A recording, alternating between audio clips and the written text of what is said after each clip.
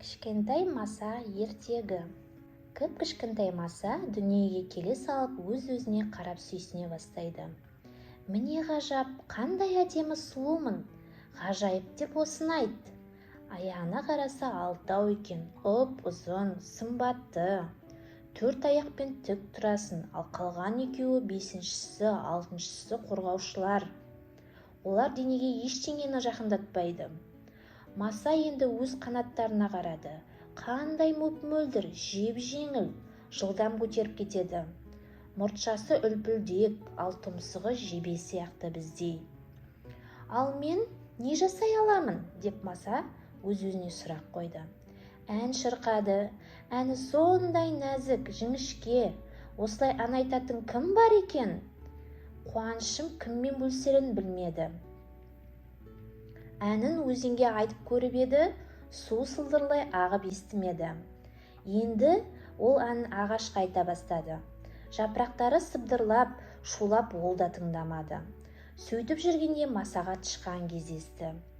Кішкентай маса оған әнін айтпақ болып еді, тышқан бұтаға қарай қаша жөнелді. Тығылып қалған тышқанның ұзын құйрығы сыртта қалып қойды. Менің әнімді тыңдамайсың ғой, ал ендеше, деп маса оның құйрығына өзінің біздей тұмсығын сұғып алды. Ойбай, апа, деп тышқан шиқылдап ала жөнелді. Тышқанның апалап біреуден қашқанын осы кезде қоян көреді. Ол да қорқып өзінше апалап айғай салып, секектей тышқанның артынан зыта жөнелді. Оқша зымыраған қоянның алдына қу түлкі шыға келеді. Қоянның түлкіге қарауға шамасы да болмады.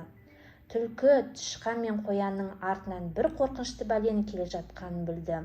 Ол да дыбыс шығаруға шамасы жетпей қаша жөнелді. Тышқан, қоян, түлкі жан-жаққа қарауға мұршалары келмей шаңдатып жүгіріп келеді.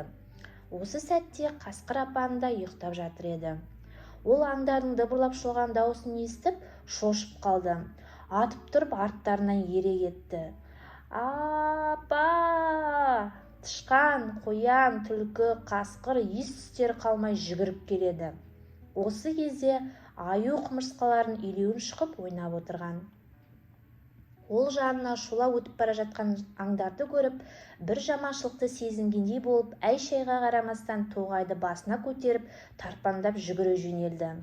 Тышқан, қоян, түлкі, қасқыр, аю жүгіріп келеді. Бір уақытта қоян тышқаннан сұрайды.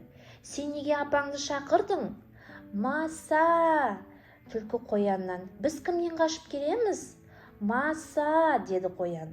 Кім? Деп қасқыр түсінбей. Маса! Қасқыр біздің артымыздан кім қуып келе жатыр? Аңшылар ма? Деп аю қосыла сұрайды. Қайдағы адам? Маса! Маса! Деп аюдың ақырған дауысынан бүкіл орман жаңғырып, аспан айналып жерге түскендей болды. Жүрегі тарсылдап, аю жерге құлап түсіп, басын борсығанына тықты. Аңдардың алдынан көлшіктен бақа ыршып шықты. Не болды? Кімнен қорқып қашып келе жатырсыңдар? Ойбай, маса құртты бізді, деп ентігін баса алмай аю. Ал кішкентай маса ызылдап әнін айтып қоймады. Бақа таң қалып, көзінің шарасынан шығара бадырайтып, аузынан ашып, ап, деп масаны жұтып қойды. Сөйтіп масаның әні бір жолата тыйылды.